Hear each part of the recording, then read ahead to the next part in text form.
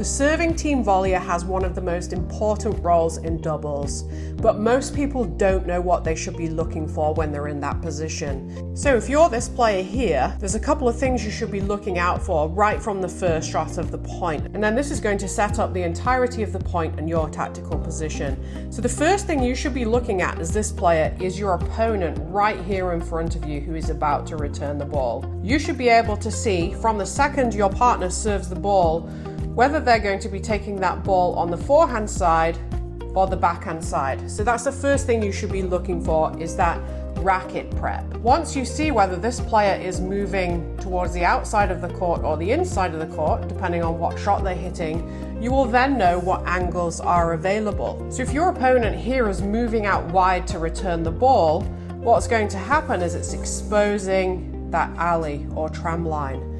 So this player here should be taking a step towards the outside to cover this angle. This is what often happens in rec play, where this player gets passed down the alleys because they're unaware of the geometry of the tennis court. If the opponent moves towards the center of the court, the alley no longer becomes available unless they hit the most sublime shot, because they're going to have to hit the ball across their opponent in front of them, which is obviously very difficult.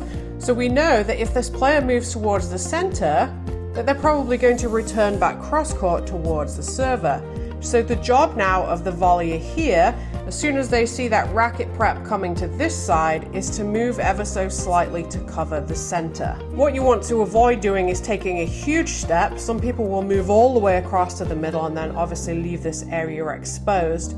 You should just be leaning ever so slightly to the center or taking a half step to a step just to cover that angle that's available. So by being in this position early, it means you can either intercept across the center more easily, or you can cover that attack down the line. And that simply comes from reacting to whether they're hitting a forehand or a backhand, or what we call the outside shot or the inside shot, depending on whether you're left or right-handed. So next time you are in this position, focus on that opponent and look for that early preparation.